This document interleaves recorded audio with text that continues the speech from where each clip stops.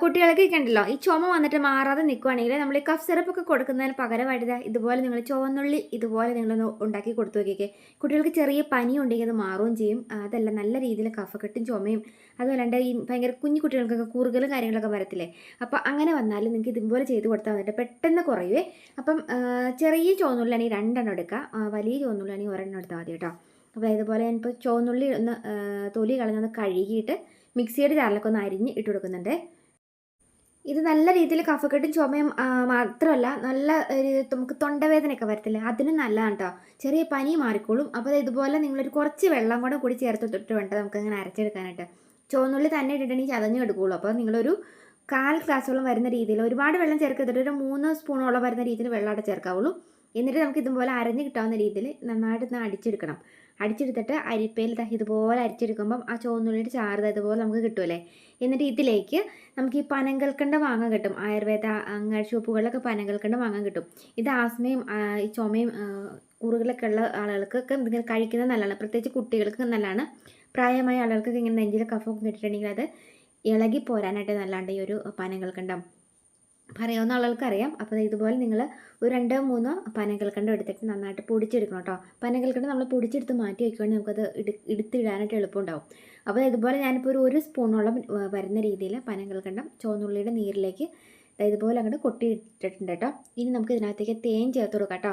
കുട്ടികൾക്കൊക്കെ നമ്മൾ ചെറിയ ചുമയൊക്കെ വരുമ്പോഴത്തേക്കും ഈ ആൻറ്റിബയോട്ടിക്കും അതുപോലെ തന്നെ നമ്മൾ മരുന്നുകളൊക്കെ കൊടുക്കുന്നതിന് പകരമായിട്ട് ഇതുപോലെ കൊടുക്കുന്നതെങ്കിൽ പെട്ടെന്ന് അങ്ങോട്ട് മാറിപ്പോകുള്ളൂ കേട്ടോ. അപ്പോൾ ഇതുപോലെ ഒരു അര അല്ലെങ്കിൽ 1 സ്പൂണോളം വരുന്ന രീതിയിൽ തേൻ ചേർത്ത് കൊടുക്കണേ. ഇത് 3 കൂടി നന്നായിട്ട് ഇതുപോലെ ഒന്ന് ഇളക്കി എടുത്തിട്ട് നമുക്ക് ഇതിനകത്തേക്ക് ഉണ്ടല്ലോ കുരുമുളകിൻ്റെ പൊടിയില്ലേ, കുരുമുളകിൻ്റെ പൊടി ഉണ്ടെങ്കിൽ 1/2 സ്പൂൺ ഇട്ട് കൊടുക്കട്ടോ. അപ്പോൾ ഞാൻ ഈ കുരുമുളകിൻ്റെ പൊടിയുടെ കൂട്ടത്തിൽ ചുക്കും കൂടി ചേർത്തിട്ടാണ് പൊടിച്ച് വെച്ചേക്കണം. അതായത് ചുക്കും കുരുമുളകും കൂടി പൊടിച്ച് വെച്ചേക്കണം. അപ്പം എല്ലാവരുടെ വീട്ടിൽ ചുക്ക് ഉണ്ടാവണമെന്നില്ലല്ലോ. ഈ ഇഞ്ചിയൊക്കെ ഉണങ്ങി കിട്ടുന്നതാണ് ചുക്ക്. അപ്പോൾ ഈ ചുക്ക് എല്ലാവരുടെ വീട്ടിൽ ഇല്ലെങ്കിൽ നിങ്ങൾ ഞാനിപ്പോൾ ആ ചുവന്നുള്ളി മിക്സിയുടെ ജാറിൽ കറക്കിയില്ലേ, അപ്പോൾ അതിൻ്റെ കൂട്ടത്തിൽ നിങ്ങൾ ചെറിയൊരു കഷ്ണം ഇഞ്ചിയും കൂടി ചേർത്ത് അരച്ചെടുത്താൽ മതി. അപ്പോൾ ഇഞ്ചി ആ ചുക്കിൻ്റേതായ ഒരു ഇതുണ്ടല്ലോ, ആ ഇഞ്ചിയുടെ നീരുണ്ടല്ലോ, അത് നമുക്ക് കഫം ഇളകാനായിട്ട് നല്ലതാണ്. അപ്പം ചുക്കില്ലാത്തവർ ഇഞ്ചി എടുത്തോട്ടോ.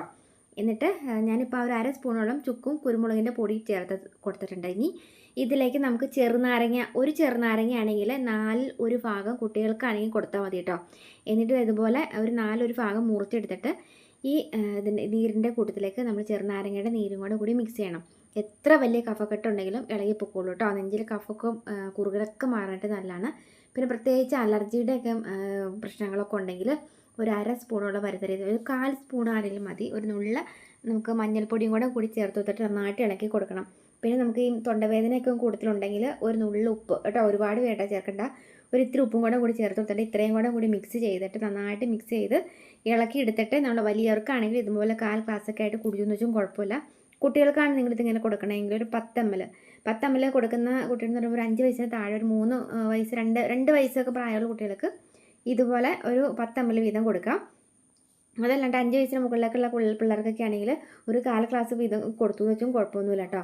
അപ്പോൾ നല്ല രീതിയിൽ കുറുകലും ചുമയും അതുപോലെ ഈ പ്രായമായ ആളുകൾക്ക് ആസ്മയും വലിവൊക്കെ ഉള്ള ആളുകൾക്കുണ്ടെങ്കിൽ ഇതുപോലെ ചെയ്ത് കൊടുക്കാം.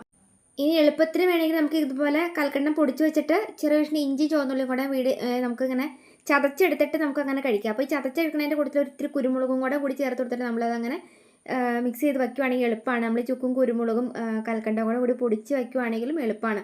അപ്പോൾ ഏതെങ്കിലുമൊക്കെ രീതിയിൽ ഇങ്ങനെ നിങ്ങൾ ചെയ്തെടുക്കുവാണെങ്കിൽ നമുക്ക് കുട്ടികൾക്കൊക്കെ പെട്ടെന്ന് ചുമയും ഇതൊക്കെ വന്നു കഴിയുമ്പം നമുക്ക് ആൻറ്റിബയോട്ടിക് ഇല്ലാണ്ട് തന്നെ ചുമയൊക്കെ പെട്ടെന്ന് മാറ്റിയെടുക്കാം കേട്ടോ. അപ്പോൾ അത് ട്രൈ ചെയ്ത് നോക്ക്. അപ്പോൾ നല്ലൊരു വീഡിയോ കാണാം. വീഡിയോ ഇഷ്ടപ്പെടുന്നുണ്ടെങ്കിൽ എല്ലാ ഫ്രണ്ട്സിലേക്ക് ഷെയർ ചെയ്യുക. ഇതുപോലുള്ള കുഞ്ഞു ടിപ്സ് വീഡിയോസിനായിട്ട് ഇതൊരു പേജ് ഫോളോ ചെയ്തവർ അതിലേക്കാണ് പുതിയതായിട്ട് വന്ന് കാണുന്നതെങ്കിൽ ഒന്ന് ഫോളോ കൂടി ചെയ്ത് വെച്ചിട്ട് പോകാൻ മറക്കില്ല കേട്ടോ. ബൈ.